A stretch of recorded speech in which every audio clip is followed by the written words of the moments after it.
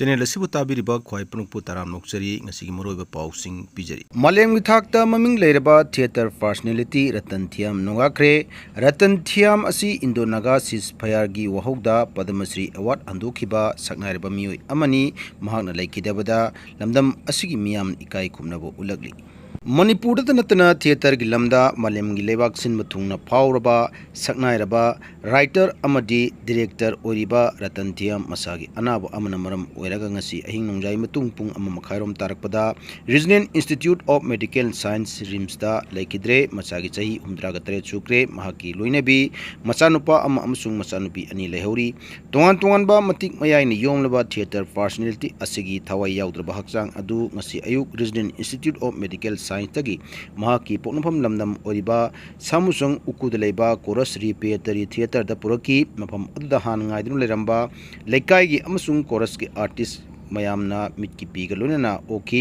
saknairaba miyoi kaya amasu mafam aduda aroiba ikai khumnabu unanabak laknaki saknairaba mayam adugi manungda manipurgi chief minister oiramba okram ibobi minister oiramba langpok lapom Jayant Kumar saknairaba culture activist aribam Shyam Sharma yauna tongan ba miyoi kaya na laikhidrabagi hakchangda laikatun ikai khumnabu utki matam sangna theater gi lamda singthaningai oiba mongda kudol kaya tamduna lakhiba saknairaba miyoi asi ngalingai matamdagi hauna theater gi lamda thabak thoram kaya tarukhibaga loinana kumjalising ani tara humdoi dagi kumjalising ani tara ga tret pawba lemjeningai oiraba National School of Drama da chairperson oina thauburami madugi mamangda mahak Sanginatak Academy gi vice chairman oina thaupuki kumjalising musapon humdra ga tarukta chorus repertory theater linkhat khibaga loinana miyoi asida kumjalising musapon marfugu treta Sanginatak Academy Award amadi kumjalising amaga samapon marfugu nipanda Padmasri Award pidun ikai kumnaki kumjalising ani taraga nithoida Sangit Natak Academy Fellowship phangkibaga loinana lising ani taram doida Silchar gi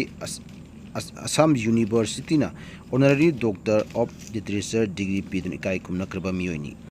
saknairaba theater personality Ratan Thiam puthoklamba drama singi manungda Karna Burma Imphal Sakrabihu Lengsonmai Uttar Priyadarshini Singlon Wangma yauna tongan ba drama kaya puthokuna Manipur amadi malem gi leba kaya da ulubagi damak singthaningo eba manamatum kaya su phangnakraba miyoini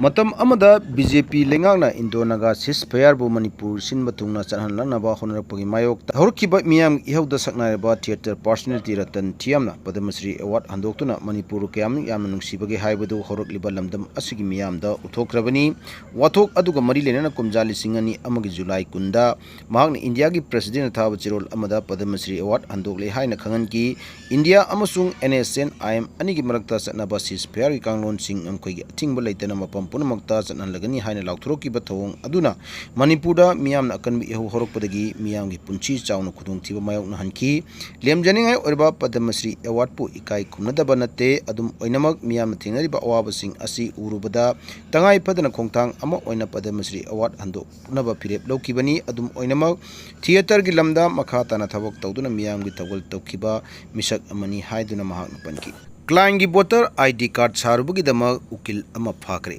accident ga mari lenana case amagi aran mongda insurance claim tawda chenaba client kharagi voter ID card sabuga mari lenana advocate ama police na farga numit marini police custody remand pikre faraba 21 adugi maming Wahidur Rahman Chahi Yankai Matoi Ripamna Lilong Awang Lekai Dagini Mahangna advocate Oibi Kudong Sabaloduna Miyam the Namthak Tauraga Chatakiba Tabak Adugi Damak Judicial Magistrate Impal West na Ngasidagi Hoduna Tha Asiki Kuntaruk Pauba Police Custody Remand Pikibani Nakal Amramda extend case Aduga Mari Lenana Pakiba Equis Ahum Amanangasi Court Asina Bel Pikre Bel Pikrabe Equising Adudi Wahangbam Premjit MD Rafizudin Shah Amsung RK Ratan Kawi Police ki Makedagi Makoi Makhatana nimit taraga mangani judicial custody remand pibinaba hajrakibani adumakpo court asina makoi ahumda bail pibaga lonana case asiga mari lenana farba miyoi ahum amana judicial custody da remand pikre Naga sina sathariba matam kaktaba bangi Mayokta kuki singna counter indefinite ban tawgadori Food Hills Naga Coordination Committee na July 19 nagi kaukiba matam kaktaba banna maram oirga kuki sing na sathok sin tawda kudong chadaba kaya mai na halibasi pung kunmari gi manungda ko onana ba thorang lokhatrabadi kuki sing na namna khundaba pham punamakta counter indefinite ban kaurgani haina kuki macha anina kangpokpi DC da ai bachirul pisin wakat kre lalboy kipjen amasung hawnio dongel kauba kuki macha anina kuyek piduna kangpokpi district ki DC da pisin kiba chirul Hai Kangpokpi amasung Susanpur district ki miyoi singna district ani asigi marakta toina satuk sasin tawduna laki July 19 nagi Food Hill Nagas Coordination Committee na kaukiba matam kaktaba banna maram oiraga miyang mi chathok sasin na sauna kudong sadaba mayok na hale hiram asigi matangda lenga ki mari lenaba authority singna akhanaba miyang sangbiduna miyang kudong sadaba sing asiko onanaba thorang lokhat piu pung kunmari gi manungda akhanaba thorang sing lokhatuna mahausa gi matogumna district ani asigi marakta miyambu athing balaitna chathok sasin tohonba ya handrabadi Manipur gi kuki singna namna kundari bam punamakta counter independent ban tawnaba sem sab loire Marak asida kuki singna khunda mafam singda Food Hill Naga Coordination Committee da down haina lauduna release satkre hairi Kasin Independent Army na Myanmar gi lungjon village tagi Naga Army gi mi taratru khulai kunana fakre Thasi gi taraga nipan da Myanmar military junta gi mathakta lal hauriba Kasin Independent Army na Myanmar dagi Danai Turel dagi nungsup thangba sarukta leiriba talu amasung lungjon village mayada leiba gi pari puri gi lam ama oiriba sanara gate gi NSN ke YA gi Naga Army gi miyoi taraga taru khulai kunana fakre thawong asi Kachin Independent Army na Naga miyam gi mathakta anoba lal ama laukthok libra haina phajin punchin kiba miyoi sing adu condition amata yauduna atu matam thadrok kadabani haina Naga student organization thadrok pa cherol aman hairi cherol asina maka taraduna Kachin Independent Army na chathakiba thawong adu Naga singi patient amasung remembrance adu test tawribra Kachin Independent Army na Naga singi mathakta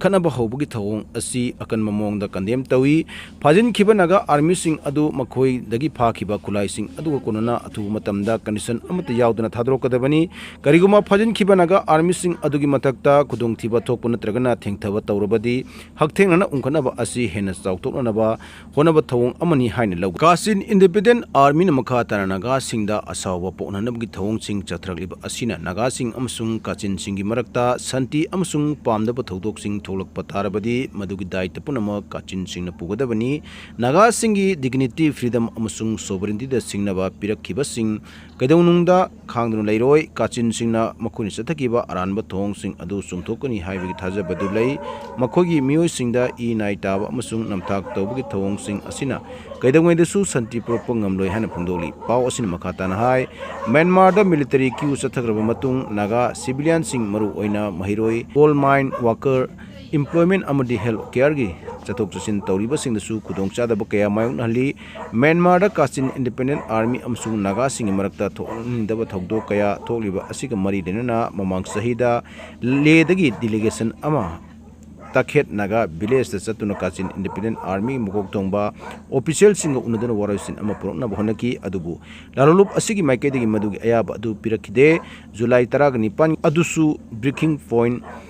ama oina leiriba Sanarada Naga Army gi mathakta ambush tawduna makoi sing adu phakibani haina cherol asina khoigi online da award kowa online de award piba adu award postal by post tharakpa by post thaba award si kadabu wangai kadabu kadi noidudi aina masi haidra sumye pung khadimara khangane aduga award ma abam leiri online da kaida tawriba international gi national gi na tawri sidi case tolpa lising ahum gapi adu films entry tawma tamna la simanga galo maduna business section ne adudi ima mairai pabi singlai na koi manipur da mai magi lok kombi gi tera gi adure gi thangoi ban gi moina tawbo gi value go sam manare film related oidaba film di pama film di lak putopang ngamdaba namdi ngamdaba karigumba film gi section amtada juri oina phambang phangudaba mi khara makoina punjel laga film gi company semaga film award tawba aduna kedoba promote tawna tawba film sentan ba haidi nangi film thajalo film lebla nangi film individual singje makoina contact tawe state khuding ki kana film nami kana no botholai noi film thajalo ai di lising manga into 200 di kya tare ado digi award hasim maktabo akhoi yamna chale mip ta kai dai film selection taw din chale ado akhoi na sapase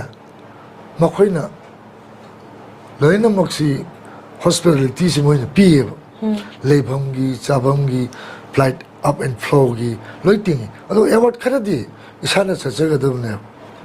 aduga isana hotel leibam chillanga dabne aduga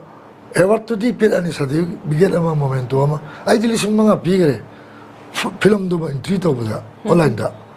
pere value do di momento hoji bazadi yang bi lupa som yang bi am leibne adumba award lupa chonga ba haresine certificate ama number mi taragi na matam dal pa chani yang gaina offset photo paper da chingda chani jong ne ya certificate am aduga kaino momento ama chiki culture like ta bana til lai aduma si ta sengba yamna sumaina sumsi culture chat khagari ta seng na manipur gi mai pura iba adigi india gi mai puzarli ba film maker like ta na til lai adu equivalent lakba mi amana international gi thak ta changdana award am lawno holamata magi contribution magi pusi khongse se yam ka thokre ba adaga phangbang am badi international award kai am ka phang ani ka phangatna matam hogi dina akhoi gi chehi lenga yorpa aduga kana go mam de phan chong doraga amukta da tham international award se tara ga phangba heda national award ka se kun ga phangba simaina comparison tawdina chat khraga di tasing na yam series wa jaba film making da kathok jaraba ngau jaraba music je mai gi wakhalon do he film ji nam thak to art ki platform ma ji nam thak to ro bai ba se chi de ge no lan ba pop episode like